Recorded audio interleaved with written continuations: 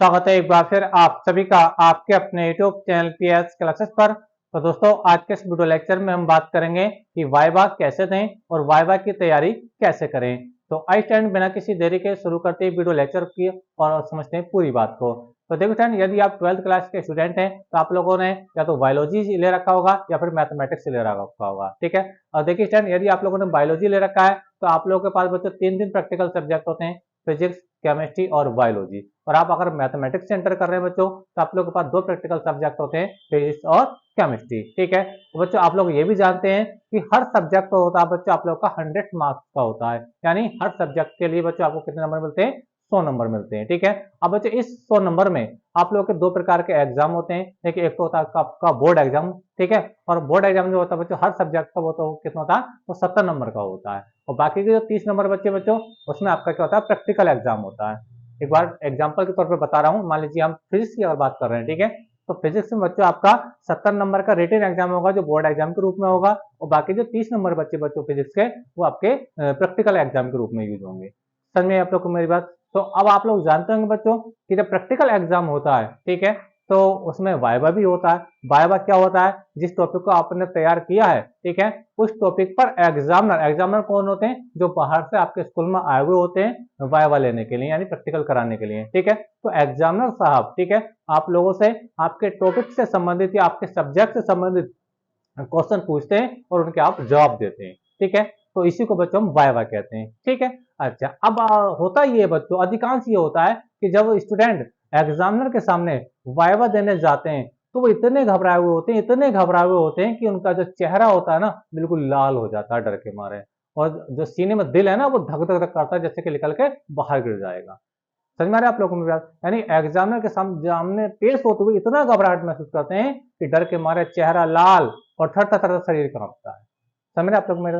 अब आप ये सोचो कि जो स्टूडेंट एग्जामिनर के सामने सही से खड़ा नहीं हो पा रहा है तो वो उनके क्वेश्चनों का जवाब क्या दे पाएगा? क्योंकि हम लोग जानते हैं बच्चों, एक डर ऐसी चीज है ना कि जो काम आपको अच्छे से आता है, ठीक है, तो डर में वो काम भी गलत हो जाता है। यानी आपने हर उस सब्जेक्ट को, जिसका आप एग्जामिनर वाइवा दे रहे हैं, उसको पूरे साल पढ़ा है, और जो जिस टॉपिक को आपने तैयार किया उसको तो स्पेशल पढ़ा है, यानी सारा उसके बारे में पढ़ा है, और फिर भी आप उसके सामने घबराने जाते हो। तो ऐसा नहीं होना चाहिए। सबसे पहले मेरी आप लोगों को विशेष जो राय है बच्चों वो ये है कि जब भी आप वाइवा देना जाएं, अपने आप का धैर्य बना करके, संयम बना करके, बिल्कुल घबराहट महसूस ना करें। अगर आप घबराएंगे वहां जाकर के तो बच्चों आप लोगों से जो चीज आती होगी, ठीक है, अगर आप लोगों ने उन्होंने अगर आपसे कोई क्वेश्चन पूछा और वो आपसे आता है तो घबराहट में वो क्वेश्चन भी आप बच्चों गलत बता देंगे या बताते हुए कई जगह अटकोगे, जबकि बड़ा प्रॉपर आपको याद होगा। तो सबसे पहली बात मेरी बच्चों ये कि बिल्कुल वाइवा देते समय बिल्कुल घबराए नहीं। समझ में आई आप लोगों को मेरी बात? तो पहली बात तो ये। दूसरी बात बच्चों ये है कि जब एग्जामिनर सब बाहर से वाइवा लेने आए हैं, प्रैक्टिकल कराने आए हैं, ठीक है, तो आपका कर्तव्य ये है कि आप एक स्टूडेंट की तरह ही पेश हो जा करके।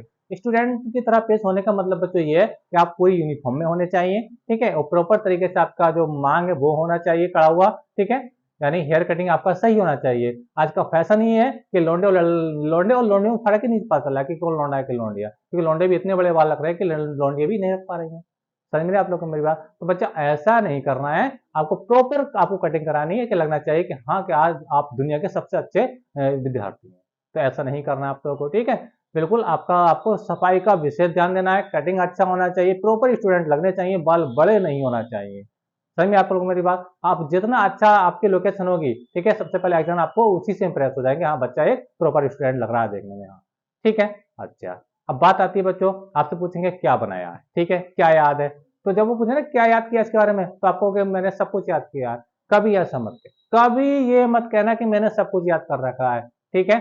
आप ये कहना सर कि वैसे तो मेरा पूरा सब्जेक्ट ही, ये जो सब्जेक्ट जिसके आप जिनका वो फिजिक्स का हो, केमिस्ट्री का हो, किसी न किसी सब्जेक्ट का तो आप वाइवा दे रहे होंगे, तो आप ये कहना कि सर मेरा तो ये पूरा सब्जेक्ट ही प्रिय है, पर मैंने इस टॉपिक को अच्छे से पढ़ा है। इस टॉपिक का मतलब जिस टॉपिक को आप प्रैक्टिकल कर रहे हैं, ठीक है। समझ में आ रही है आप लोग मेरे? जब वो आपसे ये पूछें कि सुनाइए आपको कितना याद है, आपने क्या दिया, अगर मेरे सब याद है तो ये गलत आंसर हो जाएगा बच्चों, आपका ये गलत जवाब हो जाएगा, ठीक है। आपका सही जवाब ये होगा कि वैसे तो मेरा ये सब्जेक्ट बच्चों, माफ कीजिएगा, वैसे तो ये मेरा सब्जेक्ट बहुत प्रिय है, लेकिन फिर भी मैंने इस सब्जेक्ट में इस टॉपिक को बहुत अच्छे से पढ़ा है, ठीक है। आप इससे क्वेश्चन पूछिए, हालांकि वो तो अलग का क्वेश्चन पूछ सकते हैं, लेकिन आप अपनी राय दे सकते हैं, इसमें कोई आपको फांसी नहीं हो रही है। आप इतने अच्छे से बात करेंगे तो एग्जामिनर आपकी बात से, आपके लैंग्वेज से इंप्रेस हो जाएंगे। हाँ, ये कितना अच्छा स्टूडेंट है, इसका बोल लहजा, बातचीत करने का लहजा कितना अच्छा है। समझ में आती है आपको मेरी बात? तो कभी ये मत कहना कि हाँ मेरे सब कुछ याद है, ठीक है। ये कहना कि सर मेरा पूरा सब्जेक्ट वैसे मुझे अच्छा लगता है पढ़ने, लेकिन फिर भी मैंने इस टॉपिक को बहुत अच्छे से पढ़ा है। आप इससे क्वेश्चन पूछ लीजिए। समझ में आप लोग को मेरी बात? अच्छा, दूसरी दो बातें हो गई। तीसरी बात बच्चों ये है कि कभी भी एग्जामिनर से जिद नहीं करना चाहिए। कभी भी एग्जामिनर से जिद करने का मतलब कि नहीं ये नहीं सर ये ऐसा होता है, मैंने ऐसे पढ़ा है। समझ में आ रहा है आप लोगों को? कभी भी याद रखना कि एग्जाम ऐसे एग्जाम नहीं बन जाते बच्चों, वो पीएचडी करे हुए होते हैं उस सब्जेक्ट में, लेक्चरार्स होते हैं वो, 5 साल उसी टॉपिक उसी सब्जेक्ट में स्टडी करते हैं, वो उसकी बाल खाल सब जानते हैं उसके बारे में। समझ में आ रही है आप लोग? ऐसे लेक्चरर नहीं बनते, तो कभी भी एग्जाम से उलझना नहीं चाहिए, ठीक है। और 99 मतलब 100% वही ठीक होंगे, आपकी जिद करना बिल्कुल बेकार है। आप किसी टॉपिक को लेकर के उनसे बिल्कुल भी जिद ना करें कि नहीं सर ये नहीं ऐसा होता है, ऐसे ये बच्चों ये आपका बहुत ही गलत व्यवहार माना जाएगा। इससे एग्जामिनर आपसे नाराज हो जाएंगे और आपको नंबर अच्छे नहीं दे पाएंगे। समझ में आप लोगों को मेरी बात? तो तीन माने तीसरी बात क्या थी कि कभी एग्जामिनर से जिद नहीं करना चाहिए। समझ में आती है आप लोगों को मेरी बात? अच्छा, अब बात नंबर 4 क्या है? नेक्स्ट टाइम आप जिस टॉपिक को आप प्रैक्टिकल में तैयार कर रहे हैं, तो सबसे पहले टॉपिक को सही तरीके से ध्यान से देख लें, ठीक है, कि जिसका वाइवा थोड़ा इजी आप दे सकते हैं। ऐसा नहीं है कि आपने गैस बना ली, आप गैस जैसे केमिस्ट्री प्रैक्टिकल में गैस बना लेते हैं, या फिर H2SO4 बना लिया, या नाइट्रिक एसिड बना लिया। अब नाइट्रिक एसिड बनाते हैं, ये बच्चों क्या ये कंपाउंड है। अब इसमें किसी की रिएक्शन अगर आपसे पूछ ली जाए कि मान लीजिए अगर H2SO4 ठीक है और कॉपर से रिएक्शन करेगा तो क्या बनेगा, तो वहां पे थोड़ा फंसने के चांस ज्यादा होते हैं। इसलिए ऐसा टॉपिक तैयार कीजिए प्रैक्टिकल में जिसका जो वाइवा थोड़ा इजी आप दे पाए। अरे आपको 30 नंबर ही तो चाहिए। समझ में आ रही है आप लोगों को मेरी बात? नहीं आ रही है तो कोई पूरी किताब में एक ऐसा टॉपिक देखिए जो सबसे इजी लगता हो। जैसे ब्राउनी गति है, बहुत आसान है। अपोहन है, बहुत आसान है, और मैंने बहुत सारे वाइवा के वीडियो डाल भी रखे हैं। ब्राउनी गति पे भी डाला है, अपोहन पे भी डाल रखा है, ठीक है। टिंडल इफेक्ट है, बहुत आसान है। तो इन टॉपिक को तैयार कर लीजिए। वैद्युत कण संचलन है, इसको तैयार कर लीजिए। समझ में आ रहा है आप लोगों को मेरी बात? तो आसान टॉपिक तैयार कीजिए, और इससे भी कुछ आसान लगता है तो आप उसको तैयार कर लीजिए। ज्यादा डिफिकल्ट टॉपिक तैयार ना करें, क्योंकि आप वहां पे वाइवा देते हुए फंसेंगे। जब डिफिकल्ट टॉपिक आप तैयार कर रहे हैं तो आपका डिफिकल्टी वाइवा होगा, उसकी ज्यादा बारीकी पूछी जाएगी, तो उसमें आप उसको फंसने के चांस ज्यादा होते हैं। तो इसलिए थोड़ा इजी आप टॉपिक तैयार कर लीजिए। उसमें ये कोई बाउंडेशन नहीं होती नहीं कि यही करना है, सब्जेक्ट पूरा बराबर है, आप कोई सा टॉपिक तैयार करो।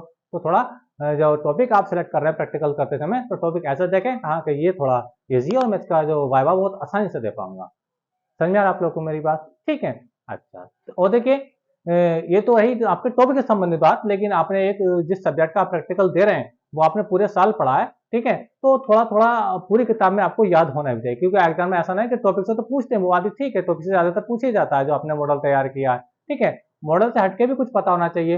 एग्जाम में ऐसी पूछते हैं वो जल्दी क्या बताइए, फिजिक्स का प्रैक्टिकल बोल, फिजिक्स, हाँ बताइए फिजिक्स में पहले लेसन का क्या नाम है? समझ में आ रहा है आप लोग को मेरी बात? तो ये बातें भी आपको पता होनी चाहिए, पहला लेसन क्या है, दूसरे लेसन का नाम क्या है। समझ में आ रहा है? टोटल लेसन कितने हैं फिजिक्स के अंदर, ये भी बातें बहुत ज्यादा पूछी जाती हैं। आप लोग ये भी याद रखें कि टोटल लेसन कितने हैं, पहला लेसन का नाम क्या है, ठीक है, ऐसे ही पूछ लिया जाता है। क्योंकि बच्चों पढ़ा हुआ जो बच्चा पढ़ा हुआ होगा वो तो बता देगा कि सर पहला लेसन ये है और टोटल लेसन इसके अंदर इतने हैं। समझ में आ रहा है आप लोगों को मेरी बात? ठीक है, तो ये बातें आपको पता होना चाहिए। तो ये कुछ बातें मैंने 4-5 बातें लगभग आपको मैंने बताई बच्चों, कि हमेशा याद रखें कि वहां पे एग्जाम के साथ सामने जाते समय बिल्कुल भी घबराए नहीं, धैर्य बनाकर करेंगे, ठीक है।